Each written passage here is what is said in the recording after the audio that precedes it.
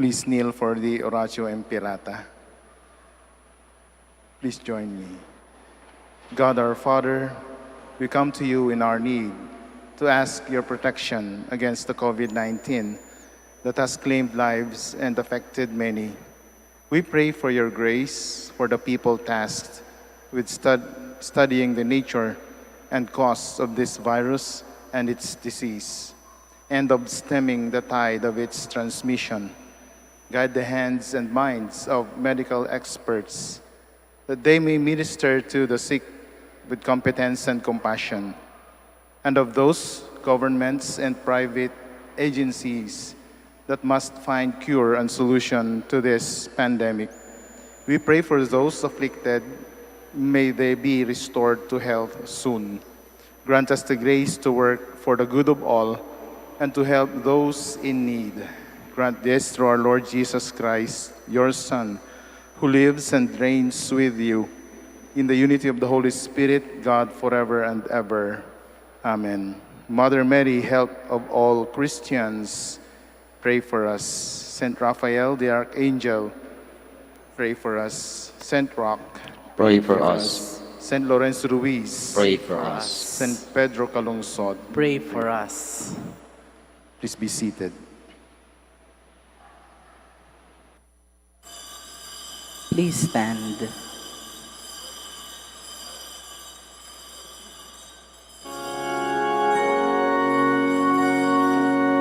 Glory and praise to our God, who alone gives light to our days.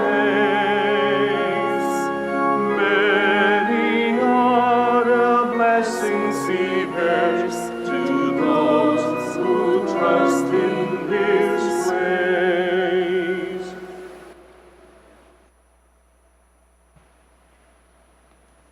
Good morning, my dear brothers and sisters in Christ, and welcome to the Minor Basilica of Our Lady of the Rosary of Manaoag.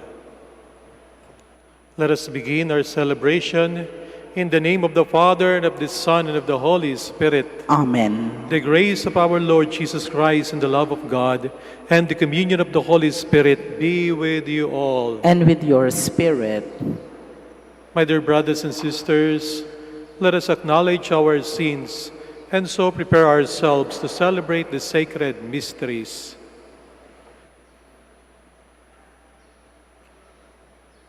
I confess, To Almighty God, and to you, my brothers and sisters, that I have greatly sinned in my thoughts and in my words, in what I have done and in what I have failed to do. Through my fault, through my most grievous fault. Therefore I ask Blessed Mary, ever Virgin, all the angels and saints, and you, my brothers and sisters, to pray for me to the Lord our God. May Almighty God have mercy on us, forgive us our sins, and bring us to everlasting life. Amen. Lord, have mercy. Lord, have mercy. Christ, have mercy. Christ, have mercy. Lord, have mercy. Lord, have mercy. Let us pray. O God, who chose the Blessed Virgin Mary, foremost among the poor and humble, to be the mother of the Savior, grant, we pray, that following her example, we may offer you the homage of sincere faith and place in you all our hope of salvation. Through our Lord Jesus Christ, your Son, who lives and reigns with you in the unity of the Holy Spirit, one God, forever and ever. Amen. Please be seated. A reading from the third letter of Saint John. Beloved, you are faithful in all you do for the brothers and sisters, especially for strangers. They have testified to your love before the church. Please help them in a way worthy of God to continue their journey. For they have set out for the sake of the name and are accepting nothing from the pagans. Therefore, we ought to support such persons so that we may be co-workers in the truth. The word of the Lord. Thanks be to God. Blessed the man who fears the Lord. Bless the man who fears the Lord. Bless the man who fears the Lord, who greatly delights in his commands. His posterity shall be mighty upon the earth. The upright generation shall be blessed. Blessed the man who fears the Lord. Wealth and riches shall be in his house. His generosity shall endure forever. Light shines through the darkness for the upright. He is gracious and merciful and just. Bless the man who fears the Lord. Well for the man who is gracious and lends, who conducts his affairs with justice. He shall never be moved. The just one shall be in everlasting remembrance. Blessed the man who fears the Lord. Please stand. Alleluia, alleluia, alleluia. God has called us through the gospel to possess the glory of our Lord Jesus Christ. Alleluia, alleluia, alleluia. The Lord be with you. And with your spirit. A reading from the Holy Gospel according to Luke. Glory to you, O Lord. Jesus told his disciples a parable about the necessity for them to pray always without becoming weary. He said, "There was a judge in a certain town who neither feared God nor respected any human being. And a widow in that town used to come to him and say, 'Render a just decision for me against my adversary.' For a long time, the judge was unwilling. But eventually he thought, 'While it is true that I neither fear God nor respect any human being, because this widow keeps bothering me, I shall deliver a just decision for her, lest she finally come and strike me.' The Lord said, 'Pay attention to what the dishonest judge says. Will not God then secure the rights of his chosen ones who call out to him day and night? Will he be slow to answer them? I tell you, he will see to it that justice is done for them speedily.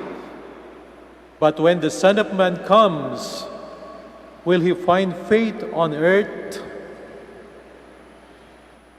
My dear sisters and brothers, the Gospel of the Lord. Praise to you, Lord Jesus Christ. Please be seated.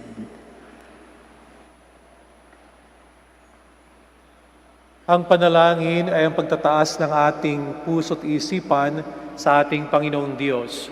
Tuwing tayo po'y nagdarasal, katulad po ngayon, pumapasok tayo sa isang relasyon. Ang relasyon natin sa Panginoong Diyos. Kung tayo pumapasok sa isang relasyon, tinutulungan po ng relasyon nito na lalo pang lumalim ang ating pananampalataya. Tuwing tayo mananalangin, waring sinasabi natin na, "Panginoon, hindi ko po kaya kung ako lang mag-isa. Kailangan ko po kayo." Itong dahilan kung bakit ang isang tao ay dapat humble, mapagpakumbaba sa tuwing haharap sa Panginoon, sapagkat ito'y pag-amin ng ating kahinaan na ang ating lakas ay nakasalalay sa ating Panginoong Diyos. Bakit tayo laging nagdarasal? At bakit kailangan nating laging manalangin? Meron tayong longing, sinasabi lang parang eternal longing, pagnanais, pagnanasa, na hindi mapunan ng mga bagay na hinahanap natin dito sa mundo.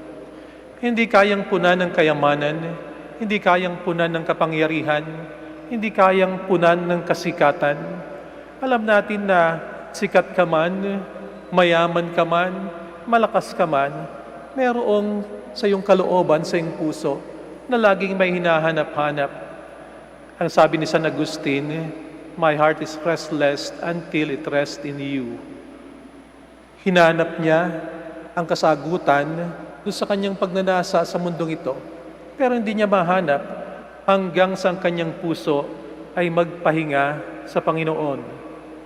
Sa Panginoon lamang nagkaroon ng sapat, isang ganap na sagot yung kanyang hinahanap sa kanyang puso. Si Mother Teresa of Calcutta, ang sabi niya, "I pray because I cannot rely on myself." Biro ninyo, alam natin na ang daming supporters ni Mother Teresa of Calcutta. Kung siguro sa material na bagay, maraming nag-donate sa kanya, kumpleto ng kanyang pangailangan. Pero araw-araw siyang nagtatrabaho. At ang sabi niya, kung sa sarili ko lamang ako magre-rely, hindi ko kaya. Kailangan ko ng Panginoong Diyos. Ang panalangin ay katulad ng paghinga. Dapat gagawin ko maya-maya, araw-araw. Ang panalangin ay katulad ng pagkain. Kailangan kakain ako araw-araw. Ang panalangin ay katulad ng pagmamahal. Kailangan lagi akong nagmamahal. At kailangan akong laging nagdarasal. Modelo natin si Abraham sa pagdarasal. Siyang modelo ng isang tao na nakikinig sa panalangin sa Panginoong Diyos. Bukas ang kanyang tenga at dahil kahit siya napakatanda na, bukas ang kanyang tenga sa kung anong ibig ng Panginoong Diyos sa kanya. Inutusan siyang lisanin yung kanyang bayan. Pwede siyang magreklamo, "Tanda ko na." Pero ang sabi ng Panginoon, "Meron akong bayan na ibibigay sa iyo." At siya'y nakinig. At siya'y naging ama nating lahat. No? Hindi lang ng mga Kristiyano, pati ng mga Muslim, itinuturing siyang Father Abraham. Ama ng sambayanan, nakinig siya. Si Moses naman ay modelo ng panalangin na nakikipag-usap, nagtatanong sa Panginoong Diyos, humihingi ng tulong sa Panginoong Diyos. He is a great intercessor for His people. Kung anong pangailangan ng kanyang bayan, dinudulog niya sa Panginoong Diyos. Sa ating pagdarasal, tayo rin nakikipag-usap sa Panginoong Diyos. Si Moses ay ganon. Minsan nga nag-o-object pa sa Panginoong Diyos. Ayaw niya yung kalooban ng Panginoong Diyos. Pero sa kanyang pagkikipag-usap sa Panginoong Diyos, unti-unting nababago ang kanyang puso. Unti-unti siyang nagtiwala sa Panginoong Diyos. At kung anong utos ng Panginoong Diyos, yun ang kanyang ginawa habang siya nabubuhay. At syempre ang ating Panginoong Jesucristo, ang modelo ng ating panalangin. Makikita natin na sa buhay niya, lagi niyang kausap ang Diyos Ama. Pagdating ng gabi, iniiwanan niya, lumalayo siya doon sa kanyang mga alagad para sarilingan na makausap ang Panginoong Diyos. Union with God, union with the Father. Kung tutuusin ang ating Panginoong Jesucristo, hindi na po sana kailangan pang magdasal sapagkat siya naman ay Diyos na totoo. Pero siya na hindi na kung tutuusin kailangan pang magdasal. Ang makikita natin na laging nagdarasal. At tayo na kailangan magdasal, tayo ang madalas na makalimot sa pagdarasal. Ang Panginoong Jesucristo, noong siya'y nakabayubay na sa krus, naranasan niya siguro yung pinakang nakakatakot na experience sa buhay. Nasa bingit ng kamatayan. At tumawag siya sa Ama, "Ama, kung maaari lamang ay tanggalin mo na itong kalis na ito. Subalit kung ano ang iyong kalooban, yun ang dapat masunod." Ganon din ang mahal na Birheng Maria, hindi ba? "Be it done to me according to your word." Ang best prayer ay yung pagsasabi natin na pagkatapos nating hilingin lahat ng mga bagay na dinudulog natin sa ating Panginoong Diyos, maaring material na bagay, maaring kagalingan. Sa bandang huli, ang sasabihin lang natin, Lord, be it done to me according to your word. Kung ano yung will mo, kung ano yung kagustuhan mo, that is the best for me. Minsan nagrereklamo tayo sa Panginoong Diyos sapagkat mukhang hindi natin natatanggap yung ating hinihiling. Tuwing tayo mananalangin at maaaring tuwing pag-uusapan ng tungkol sa dasal, ang maaaring pumasok sa ating isipan ay yung mga bagay na ating hinihiling. Kadalasan ay material na bagay. But brothers and sisters, we will see that prayer is not so much about asking for something. Prayer is more about our becoming. Kung ano yung magiging tayo sa ating pagdarasal. At ang becoming ay isang proseso, dahan-dahan. Nung nakaraang linggo po, ako po'y nagtanim ng iba't ibang binhi. Meron pong Chinese kangkong, merong ampalaya, at iba pa, no? Sa malaking paso, sa banyera. Tinitingnan niya nung aking bayaw araw-araw kung lumalaki na. Hindi pa siyempre, dahan-dahan, mukhang nakakainit. Pero katulad ng ibang pananim, kapag hindi mo pinapansin araw-araw, magugulat ka na lang after weeks or months, may lumaki na. Kailangan mo ng mahabang pasensya. Minsan kapag meron tayong kapatid na ginugulo ang ating buhay, kailangan din natin ng mahabang pasensya, hindi po ba? Sa ating panalangin, tinuturuan tayong maging mahaba rin ang ating pasensya. Tinuturuan tayong maging persistent, katulad ng balo sa ating ebanghelyo. Araw-araw niyang pinupuntahan yung bad judge, no? At hindi naman siya nabigo sa kanyang hinihiling. It is more about our becoming. Hindi masyado natungkol dun sa ating hinihingi ang panalangin. Sekundary lamang yon na meron tayong mga hinihingi sa ating Panginoon. Pero pansinin po ninyo, kung araw-araw tayong magdarasal, na humahaba ang ating pasensya, mabuti pong regalo ng Panginoon. Kung araw-araw tayong nagdarasal, na lumalago tayo sa ating pananampalataya, hindi po yung matutumbasan ng material na bagay na ating hinihiling. Kung araw-araw tayong nagdarasal at tayo nagiging mapagmalasakit, tayo nagiging mas mapagmahal, napakalaking biyaya po yun na hindi kayang tumbasan ng mga material na bagay na ating hinihiling. Patuloy po tayong manalangin, lalo na sa panahon ngayon na tayo dumaraan sa bagyo ng buhay, maraming iba't ibang pagsubok. Hilingin natin na mas lalo tayong patatagin ng ating Panginoon.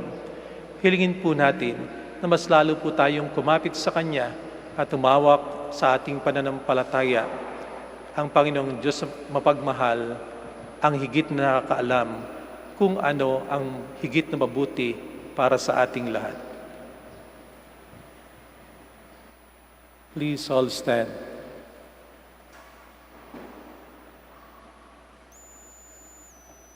We must pray unceasingly and never lose heart. Our God will see justice done to His chosen ones who cry out to Him day and night.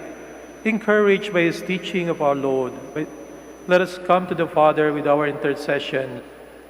Let our response be, Father, listen to our prayers. Father, listen to our prayers, that the Church, through its ministers, may persevere amidst all her trials and tribulations, and never lose confidence in proclaiming the gospel. Let us pray to the Lord. Father, listen to our prayers. That those who are discouraged and are tempted to give up the struggle in leading to a good life may find new inspiration in the faithfulness of God. Let us pray to the Lord. Father, listen to our prayers. That those who find praying difficult may grow in fervor and make room for God in their daily lives. Let us pray to the Lord. Father, listen to our prayers. that the sick may persevere in their sufferings and never lose heart. Let us pray to the Lord. Father, listen to our prayers. That the dead may receive the heavenly reward for their perseverance on earth. Let us pray to the Lord. Father, listen to our prayers. The silence of our hearts, let us offer to God our personal petitions.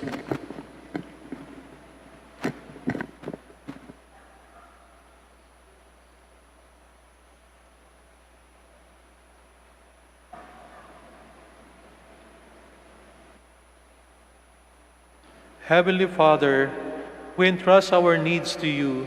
Show us the way to pray unceasingly, so that we may always be united to you. We ask this through Christ our Lord. Amen. Please be seated.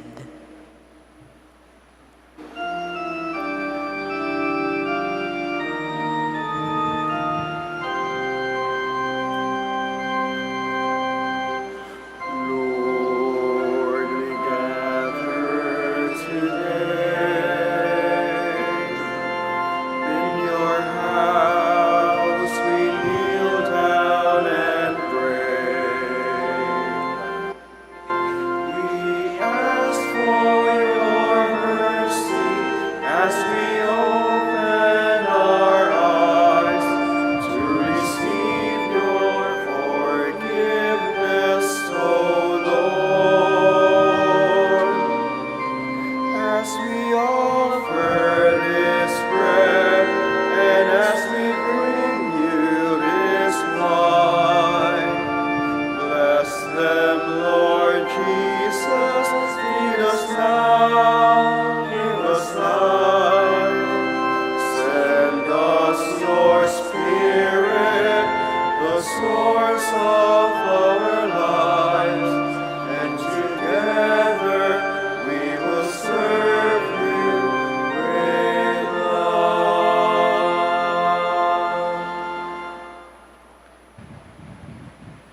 Please stand.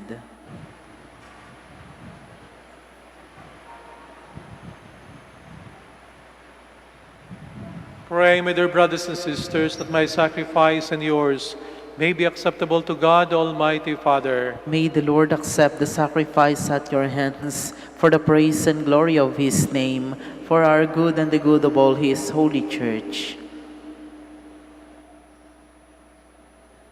Receive, O Lord, we ask, the prayers of your people with the sacrificial offerings, that through the intercession of Blessed Mary, the Mother of your Son, no petition may go unanswered, no request be made in vain, through Christ our Lord. Amen. The Lord be with you. And with your spirit, Lift up your hearts. we lift them up to the Lord. Let us give thanks to the Lord our God. It is right and just. It is truly right and just, our duty and our salvation, to praise your mighty deeds in the exaltation of all the saints, and especially as we celebrate the memory of the Blessed Virgin Mary, to proclaim your kindness as we echo her thankful hymn of praise. For truly, even to earth's end you have done great things, and extended your abundant mercy from age to age. When you look on the lowliness of your handmaid, you gave us through her the author of our salvation, your Son, Jesus Christ our Lord. Through him the host of angels adores your majesty and rejoices in your presence forever. May our voices, we pray, join with theirs in one chorus of exultant praise as we acclaim. Holy, holy, holy, Lord God of hosts. Heaven and earth are full of your glory. Hosanna in the highest. Blessed is he who comes in the name of the Lord. Hosanna in the highest. Please kneel.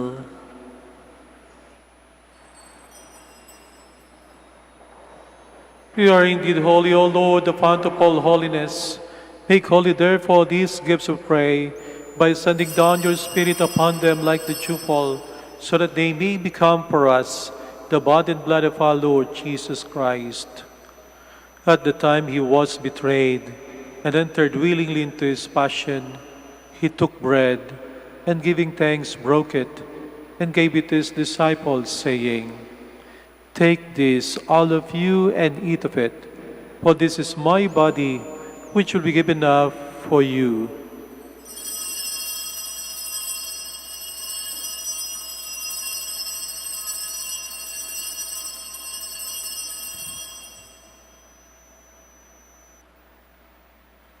In a similar way, when supper was ended, he took the chalice, and once more giving thanks, he gave it to his disciples, saying, "Take this, all of you, and drink from it, for this is the chalice of my blood, the blood of the new eternal covenant, which will be poured out for you and for many for the forgiveness of sins. Do this in memory of me."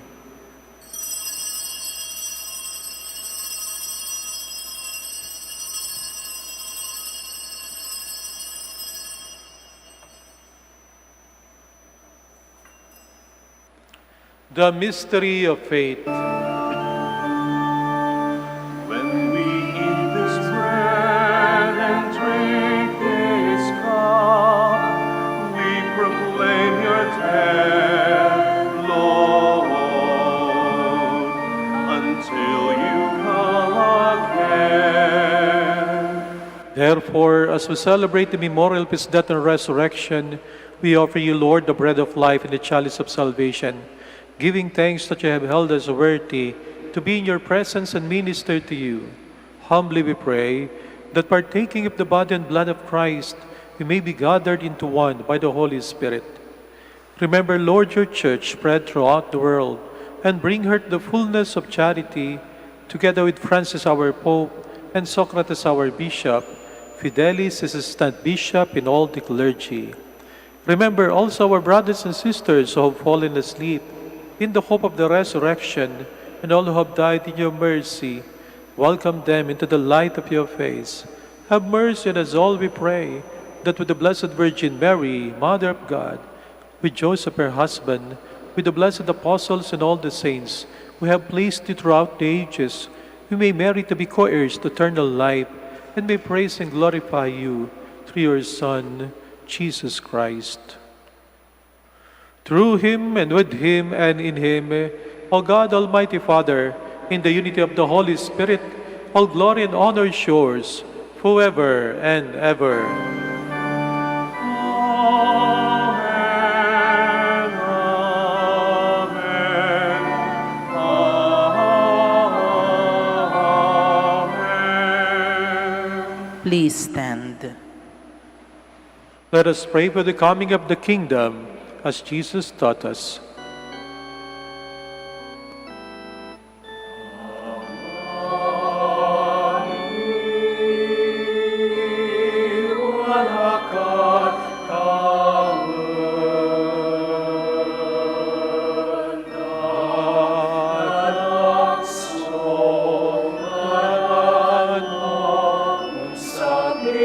Si kami panahian mo.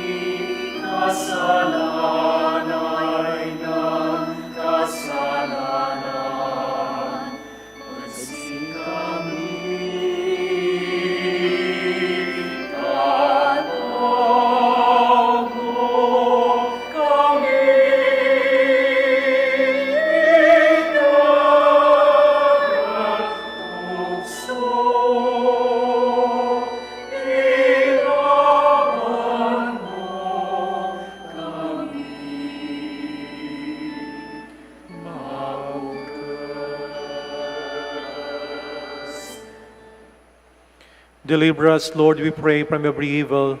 Graciously grant peace in our days, that by the help of your mercy we may be always free from sin and safe from all distress, as we await the blessed hope and the coming of our Savior, Jesus Christ. For the kingdom, the power, and the glory are yours now and forever.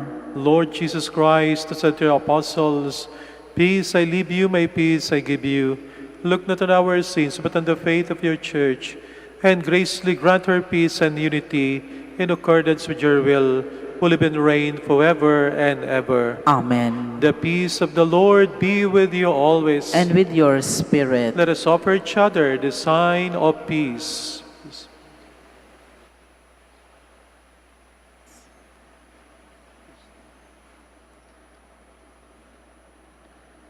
Lamb of God, You take away the sins of the world, have mercy on us. Lamb of God, you take away the sins of the world, have mercy on us. Lamb of God, you take away the sins of the world, grant us peace. Please kneel.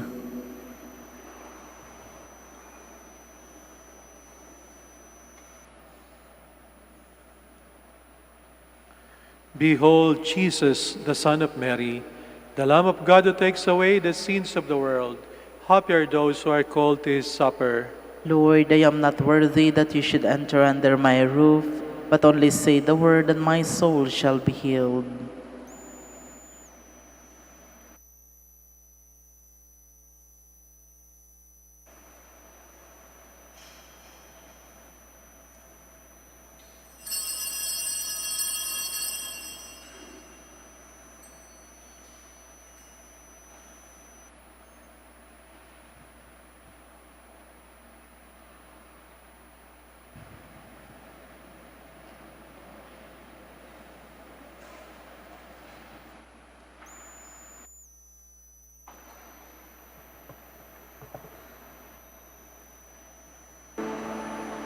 Puno ka ng pag-ibig, puno ka ng pangaling, matyaga mapagkumbaba, masikasig sa kawang-gawa. Kaya ikaw ang napili sa lahat ng nilikha, upang dalhin sa sinapupunan ang anak na dakila. Kahit noong una ika'y naguluhan sa balita ng anghel, di nagpatinag sa takot, pagkus ika'y sumunod. Narito ako, ang alipin ng Panginoon.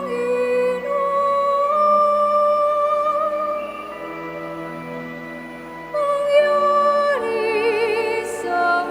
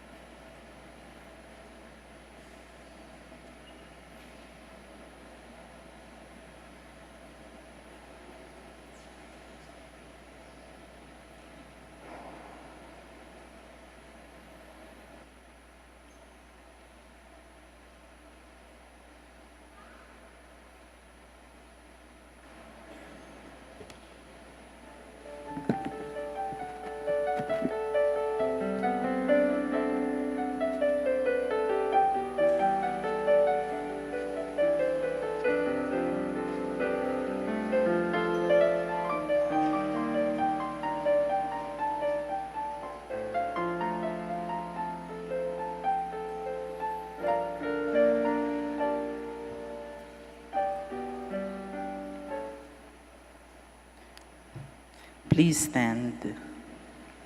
Together, let us pray the credo of stewardship. I believe in stewardship. I believe in the God of love, the owner of everything who possesses everyone. I believe in the God of mercies who has chosen me to be steward of Mother Nature and Mother Church, in spite of who I am and what I have done, and in spite of the infidelities he knows I will still commit. I believe in the power of giving and in the power of loving like Jesus, because love is the only way to holiness. Giving is the best proof of loving, and perfect renunciation leads to unlimited fruitfulness. I believe that in freely giving my time, in humbly sharing my talents, and in generously sacrificing my treasures, the Lord will always provide. He will take care of all my needs, and bless me with infinite reward on earth and in heaven. I will be the first to give. I will not wait for the others. I will keep on giving even if others do not give. I will not be afraid to have none. I believe that the best time to share is now, not tomorrow. For tomorrow is an excuse for the greedy. I will keep my needs and wants simple and few, for I believe that in reducing selfishness, I will grow in happiness and holiness. I am a steward of the Lord. I will return all this to Him with abundant yield. Much is asked of me, because much has been given to me. I praise the Lord for His kindness to me, now and forever. Amen. Our Lady of the Rosary of Manaoag, Pray for us. let us pray. Having received the sacrament of salvation and of faith, we humbly beseech you, O Lord, that we who devoutly honor the Blessed Virgin Mary may be worthy to share with her in the charity of heaven, through Christ our Lord. Amen. Maraming pong salamat sa inyong pagbisita sa Minor Basilica of Our Lady of the Rosary of Manaoag at sa inyong pong pakikisa sa ating Santa Misa. The Lord be with you. And with your spirit. And may Almighty God bless you, the Father, and the Son, and the Holy Spirit. Amen. Our Mass ascended, go in peace. Thanks be to God. We shall have the prayer for the blessing of the sick and for the blessing of your rosaries and other religious articles. Our help is in the name of the Lord. Who made heaven and earth. Let us pray. God, our Almighty Father, by your blessing, you give us the strength and support in our frailty. Turn with kindness toward our sick brothers and sisters. Free them from all illness and restore them to good health. Through the intercession of Our Lady of the Rosary of Manaoag, so that in the sure knowledge of your goodness, they will gratefully bless your holy name. We ask this through Christ our Lord. Amen. In memory of the mysteries of the life, death, and resurrection of our Lord Jesus Christ, and to the honor and glory of the Blessed Virgin Mary, Mother of Christ, Mother of the Church, Our Lady of the Rosary of Manaoag, may these rosaries, images, candles, oil, and other religious articles be blessed and made holy in the name of the Father, and of the Son, and of the Holy Spirit. Amen.